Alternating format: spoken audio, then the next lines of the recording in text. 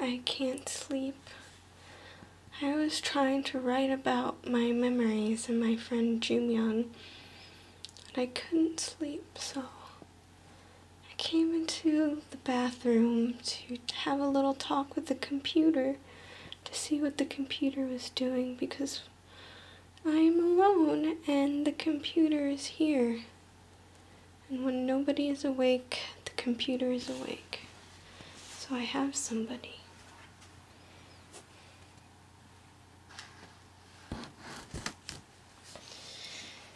Maybe I should tell you a story. Oh, let me sit down to tell this story. It was about this girl that I met when I was living in China. We were both studying Chinese. She was from Korea, I am from the United States, so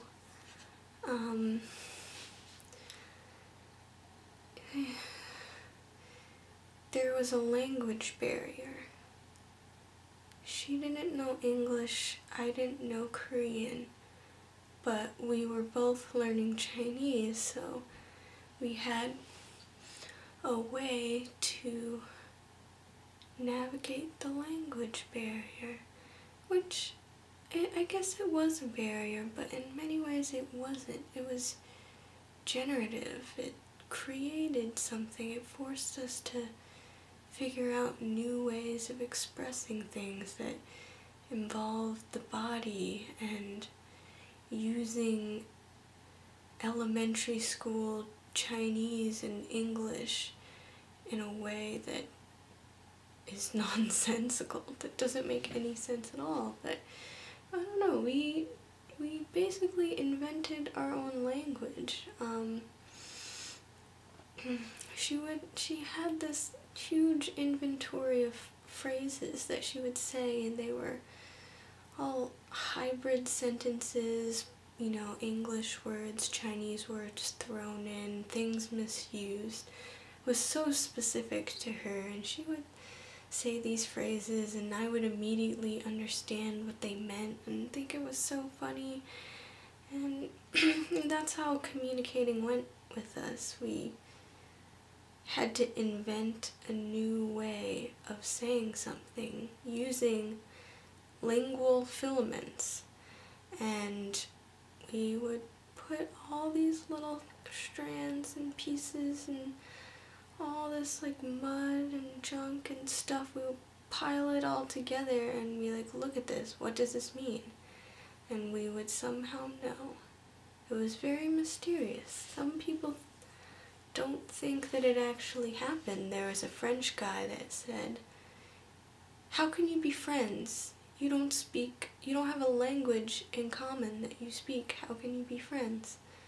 And I was mad at this guy because he didn't understand that we invented a language, and we called it Jumyung because it was hers. It was her idiosyncratic way of saying things given the limitations. That guy pissed me off because he was trying to invalidate our special friendship and our special connection. And I know it sounds crazy, but it was special because we are struggling to communicate together, and in that act of struggling, we were inventing something new, and we were using language in a way that it wasn't compliant. It didn't conform to whatever this word is supposed to be. It might be something else in relationship to our new language. So it was like you were always recreating the world, taking it apart and recreating it. It's because language becomes so unfamiliar when you're forced to struggle to say something, when these limitations were put on you and you only have these little fragments that you can work with, and you take those fragments and you know, play with them, you move them around, you touch them, you paint them, you color them one way, and you put them together and you have something that conveys something. And I don't think that French guy understood the specifics that we could communicate through body language, through body speak. He didn't understand this at all, and that was the main thing with us. Her facial expressions were so amazing. You don't even know how cute and beautiful they were all the time. And she would say really just funny, vulgar stuff all the time. And she knew a lot more Chinese curse words than I did, even though I knew a lot more Chinese than she did. And she would say things like, oh, Feiqi-chang, you know what that means? It's like, airport? And she would say, oh, it also means a flat-chested woman. And of course she wouldn't say it like that because she wouldn't say it in English, but that's the alternate meaning that I would extract from our conversation. And then she would giggle and call her, and, you know, point to her chest and say, Feiqi-chang.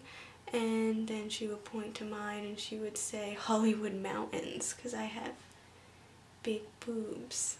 And it was just this funny thing that she would do that often.